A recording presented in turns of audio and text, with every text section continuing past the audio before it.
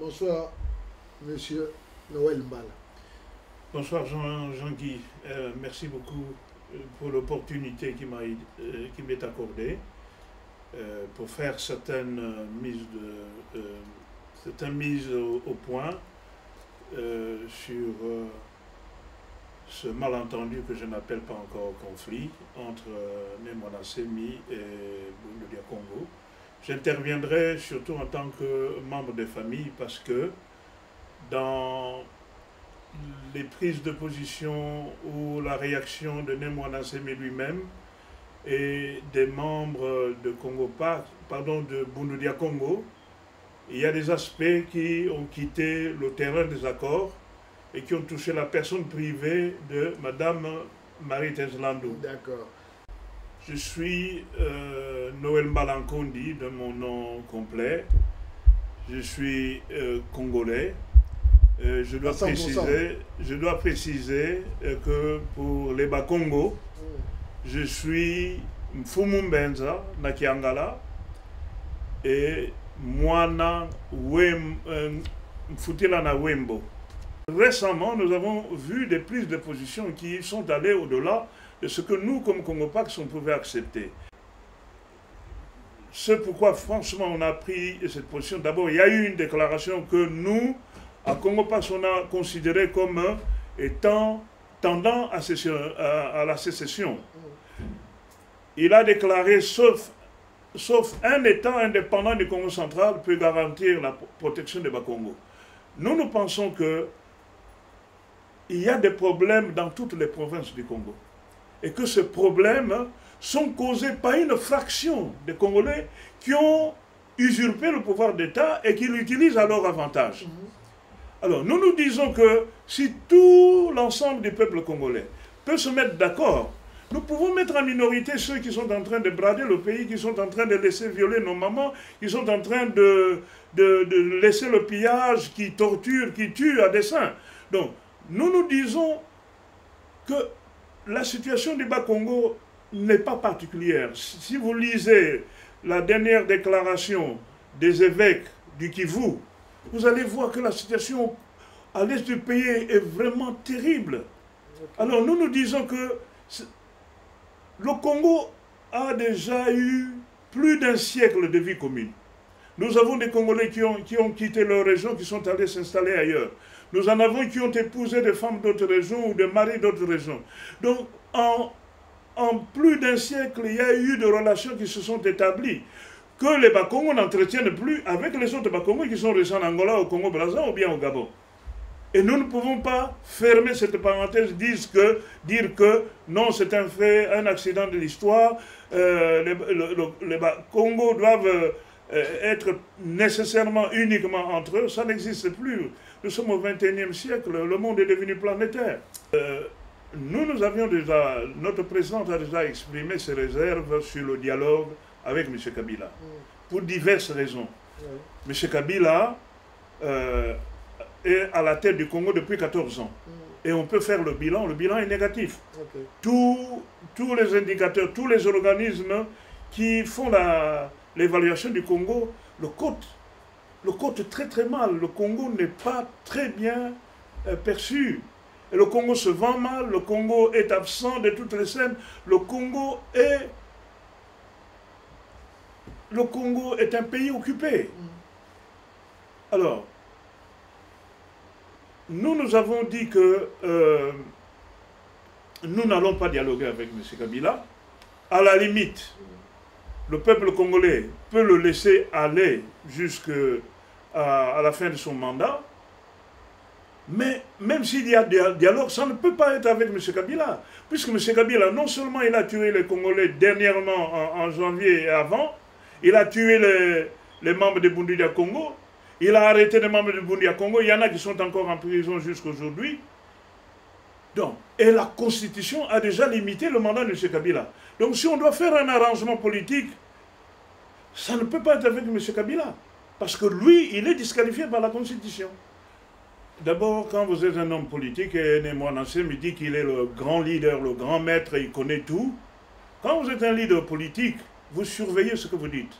Ici, je suis en train de surveiller tout ce que je dis Et je dois assumer ce que je dis.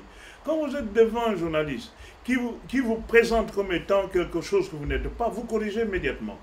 Il ne l'a pas fait. Bon, ça, pour nous, ce n'est pas le plus important. Mais nous avons demandé que Némouana Nseme envoie un communiqué dans la presse pour dire il y a eu erreur, je ne suis pas le président de Congo, Pax, je suis premier vice-président.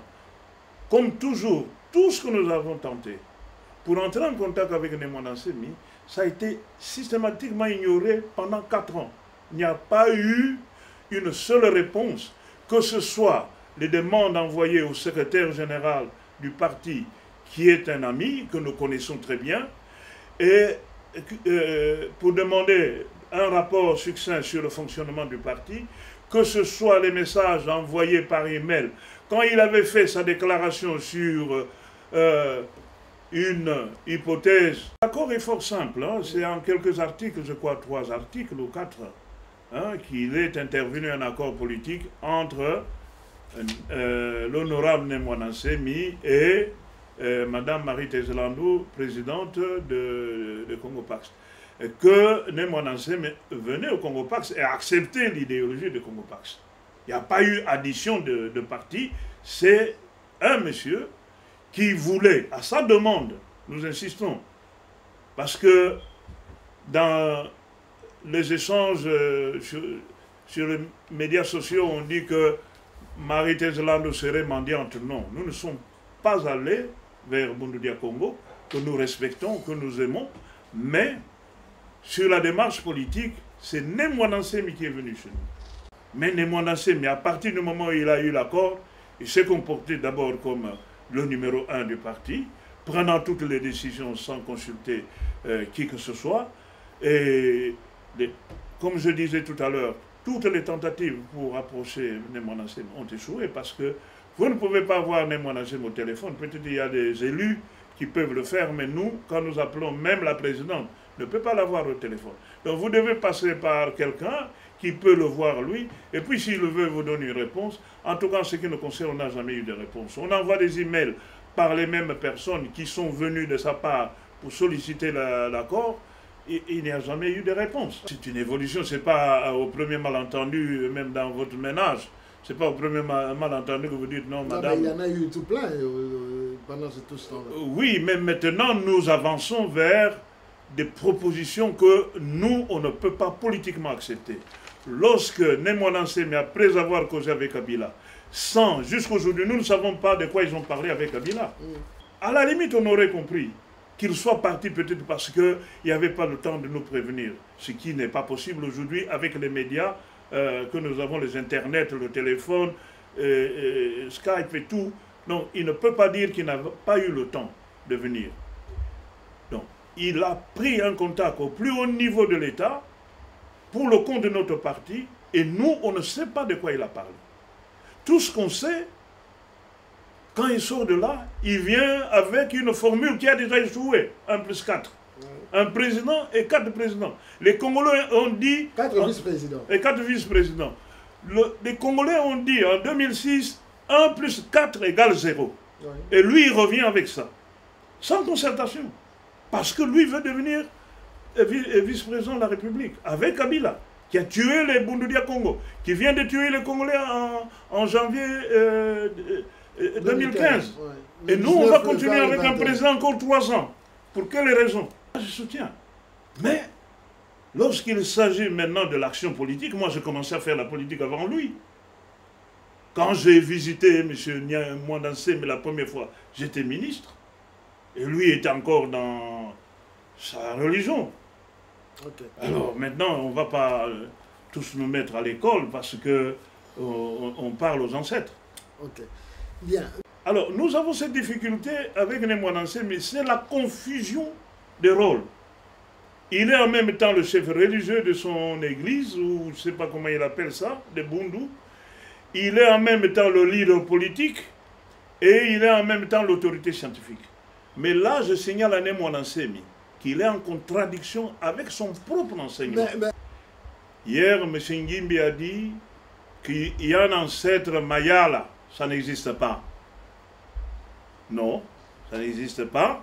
Que c'est cet ancêtre-là qui conduit l'action politique, ça n'existe pas. L'enseignement de Bundu Dia Congo dit ceci. Makuku Matatu Malamba Congo. C'est-à-dire il y a 3 piliers sur lesquels est assis le Congo. Okay.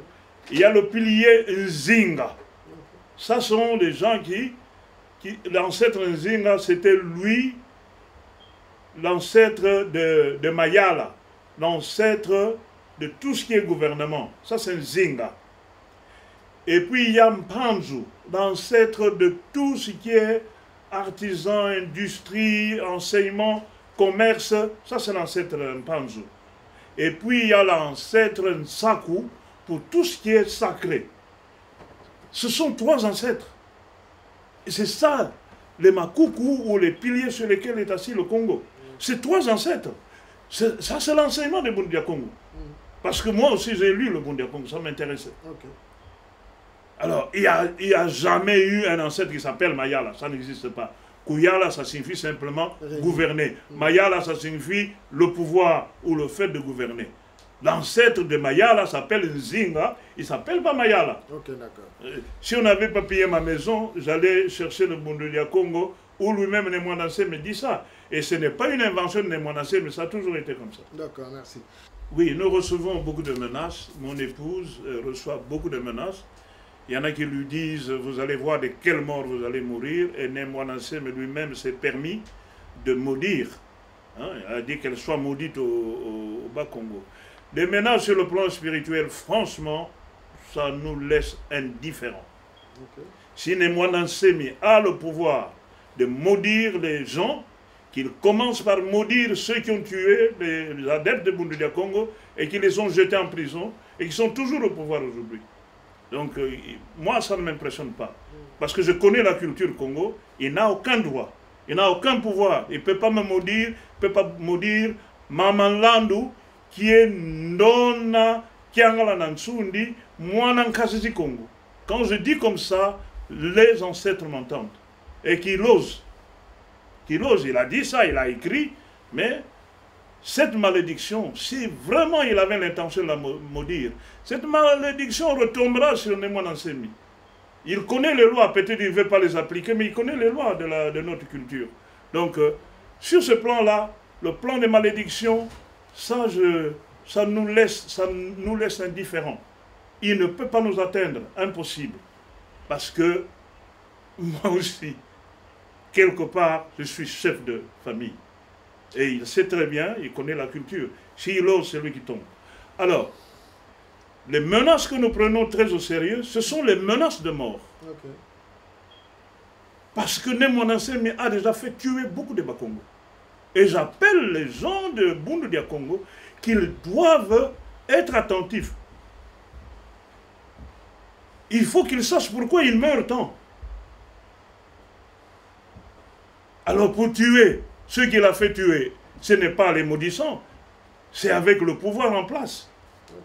Alors, comme maintenant il s'approche de Kabila, comme maintenant il veut que Kabila continue, là nous disons, cette menace-là nous la prenons au sérieux parce qu'il fait alliance avec des criminels qui ont déjà arrêté Mme Landou, qui ont déjà tué beaucoup de Bakongo, qui ont déjà tué les adeptes de Bundu Dia Congo, qui viennent de massacrer en janvier les enfants du Congo, qui laissent violer nos mamans à l'est du Congo depuis presque 20 ans.